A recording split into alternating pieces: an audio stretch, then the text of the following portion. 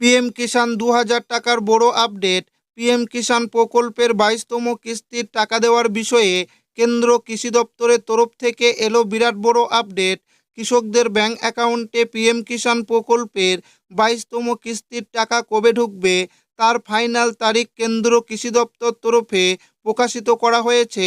প্রধানমন্ত্রী নরেন্দ্র মোদী দেশের কোটি কোটি কৃষকের কথা চিন্তা করে পিএম কিষাণ প্রকল্প চালু করেছেন। এই পিএম কিষাণ প্রকল্পের ২১তম কিস্তির টাকা কৃষকরা পেয়ে গেছেন। এবার কৃষকদের ব্যাংক অ্যাকাউন্টে ঢুকতে চলেছে ২২তম কিস্তির ২০০০ টাকা। কৃষকরা এই ২২তম কিস্তির জন্য অধীর আগ্রহে অপেক্ষা করে বসে আছেন যে কবে আসবে পিএম কিষাণ প্রকল্পের ২২তম কিস্তির টাকা। ২২তম কিস্তির ২০০০ টাকা পাওয়ার জন্য কিছু বাধ্যতামূলক নিয়ম কৃষকদেরকে মানতে হবে। যদি এই বাধ্যতামূলক নিয়ম কৃষকেরা যদি না মানে তাহলে ২২তম কিস্তির ২০০০ টাকা কৃষকদের ব্যাংক অ্যাকাউন্টে ঢুকবে না।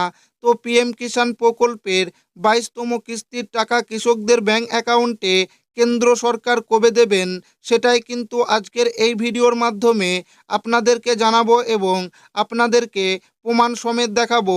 তাই ভিডিওটি প্রথম থেকে শেষ পর্যন্ত দেখবেন এবং আপনি কোন জেলা থেকে দেখছেন অবশ্যই কমেন্টে লিখে জানাবেন। পিএম কিষাণ ২২তম কিস্তির আপডেট। ২০০০ টাকা স্থিতি পরীক্ষা, যোগ্যতার সততা এবং অর্থ প্রদান প্রক্রিয়া। ভারত জুড়ে কৃষকরা প্রধানমন্ত্রী কিষাণ ২২তম কিস্তির সম্পর্কে সঠিক তথ্যের জন্য সক্রিয়ভাবে অনুসন্ধান করছেন।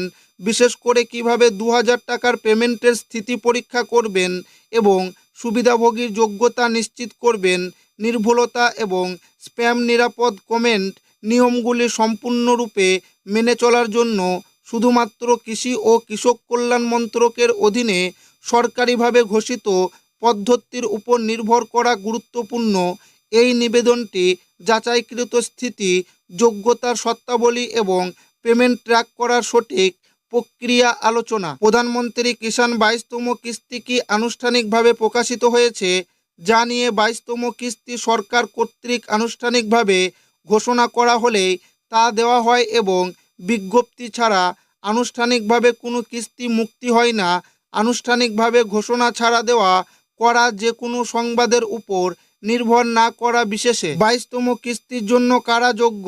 কেবলমাত্র সেই সব কৃষক যারা প্রধানমন্ত্রী কিষাণের অধীনে বৈধভাবে নিবেদিত জমির মালিকানার মানদণ্ড পূরণ করেন এবং সমস্ত বাধ্যতামূলক যাচাই সম্পূর্ণ করেন, তারাই ২২তম কিস্তি পাওয়ার যোগ্য। ২০০০ টাকা পাওয়ার জন্য বাধ্যতামূলক প্রয়োজনীয়তা। অর্থ প্রদান গ্রহণের জন্য সুবিধাভোগীদের অবশ্যই ইকেওয়াইসি সম্পূর্ণ করতে হবে। পিএম কিষাণ রেকর্ডের সাথে আধার লিঙ্ক করতে হবে। সঠিক ডিবিটি সক্ষম ব্যাংকের বিবরণ নিশ্চিত করতে হবে এবং রাজ্যের নিয়ম অনুসারে জমির রেকর্ড যাচাই করতে হবে। উপভোক্তা স্থিতি পোর্টালে স্থিতি কিভাবে পরীক্ষা করবেন? সুবিধাভোগীরা উপভোক্তা স্থিতি বিভাগে অধীনে আধার নাম্বার বা নিবেদন আইডি প্রবেশ করিয়ে এবং অনুরোধ করা হলে ওটিপি যাচাইকরণ সম্পূর্ণ করে অফিসিয়াল পিএম কিষাণ পোর্টালের মাধ্যমে তাদের স্থিতি পরীক্ষা করতে পারেন। পেমেন্ট বিলম্বিত হওয়ার কারণগুলি সাধারণত অসম্পূর্ণ ইকেওয়াইসি, আধার কার্ডের অমিল, ভুল ব্যাংক অ্যাকাউন্টের বিবরণ অথবা মুলতুবি থাকা জমি যাচাইয়ের কারণে বিলম্ব হয়।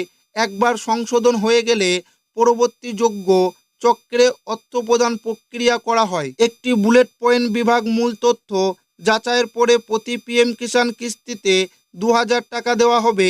২২তম কিস্তি আনুষ্ঠানিক বিজ্ঞপ্তি ছাড়া প্রকাশ করা হয় না। ইকেওয়াইসি এবং আধার লিঙ্ক বাধ্যতামূলক। শুধুমাত্র ডিবিটির মাধ্যমে অর্থ প্রদান পাঠানো হয়। পিএম কিষাণ সুবিধা পেতে কোনো এজেন্ট বা ফি প্রয়োজন হয় না। উপসংহার: সঠিকভাবে আধার লিঙ্ক মুক্তি এবং সফলভাবে সুবিধাভোগী যাচাইয়ের পরে পিএম কিষাণ ২২তম কিস্তি জমা দেওয়া হবে।